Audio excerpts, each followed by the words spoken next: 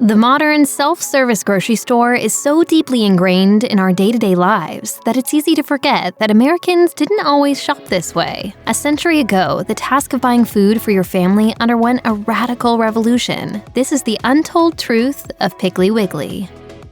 Piggly Wiggly's concept was as inspired as its name. Both were the brainchild of Memphis businessman Clarence Saunders. He helped grow a couple of retail and wholesale grocery businesses before coming up with a brand new way to shop. In 1916, the rising cost of groceries was a problem. At the time, grocers went through the store themselves to fill a customer's order. Sometimes they even delivered the order to people's homes. Saunders worked out that prices were high because stores had too many employees, from clerks to delivery boys, who were paid to goof off whenever business was slow. Saunders thought, if customers could pick the groceries themselves, it would be a cheaper way to run a store, and the savings could be passed on to the customer. At the time, this self-service style of grocery shopping was so new that Saunders needed to pitch the idea in newspaper advertisements. And then, the store had its grand opening on September 6, 1916. He touted the cost savings, the convenience, and the freedom found in the Piggly Wiggly shopping experience. No longer would clerks select stale items for customers or choose the most expensive. With freedom of choice as a selling point, Saunders stocked his first store with more than 1,000 different products, which was about 4 times as many as traditional stores at the time.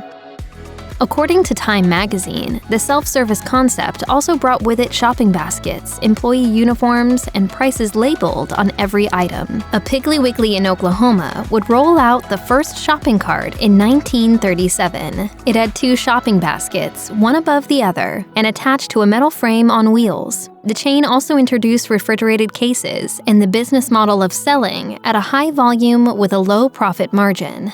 Piggly Wiggly was also one of the first franchises to create TV commercials that clamored for customers' attention to purchase their goods. As Time magazine reported, self-service grocery shopping meant consumers could make decisions as to what it was they wanted to buy, and that really led to companies trying to catch consumers' attention. It's really the origin of branding. Saunders also innovated the impulse purchase by putting candy and other impulse items at the checkout stands. Saunders' new way to shop was tremendously successful. He had opened 9 stores within his first year of business. 7 years in, Saunders led a $100 million company with 1,268 stores.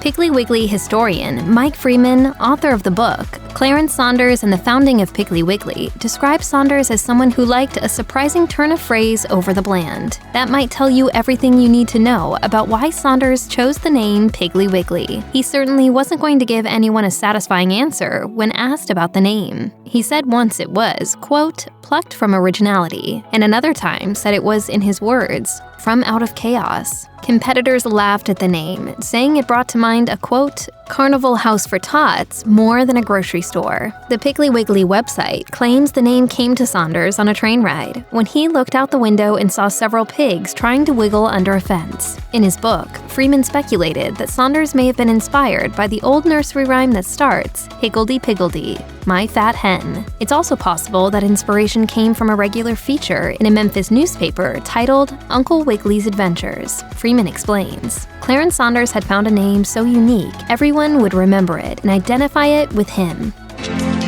All right. Piggly Wiggly. And home. Nowhere else.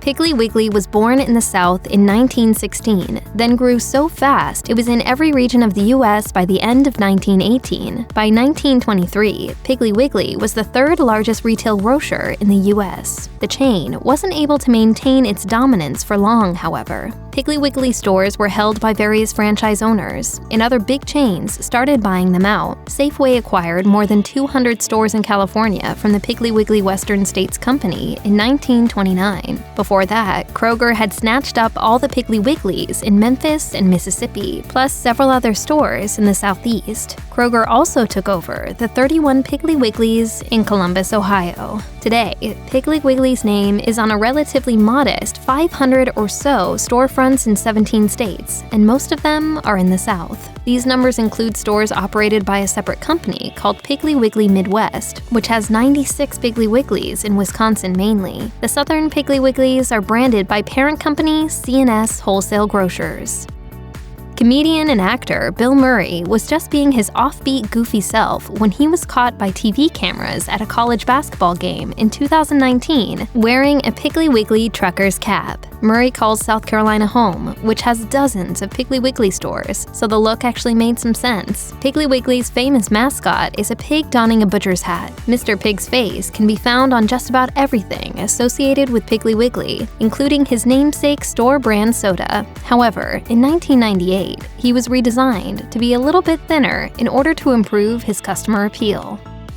Piggly Wiggly embarked on its first national TV ad campaign in 1997. The ads came with the tagline, "Down home, down the street," which played up the chain's rural, small-town identity. The campaign was a response to the rise of large, impersonal superstores. Company president Larry Wright said at the time, "There is a place in people's lives for a traditional supermarket, one that is friendly and convenient, like Piggly Wiggly. It's time to make the neighborhood store mean something again." CBS 42 in Birmingham, Alabama, interviewed a longtime employee during a report on a neighborhood Piggly Wiggly closing its doors.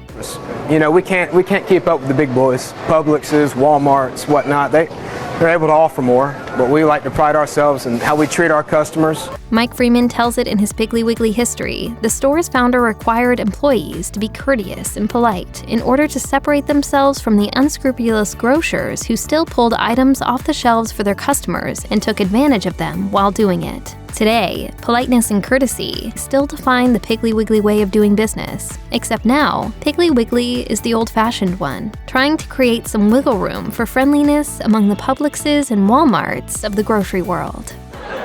Oh, the Piggly Wiggly. I love the Piggly Wiggly. Check out one of our newest videos right here, plus even more mashed videos about your favorite grocery stores are coming soon. Subscribe to our YouTube channel and hit the bell so you don't miss a single one.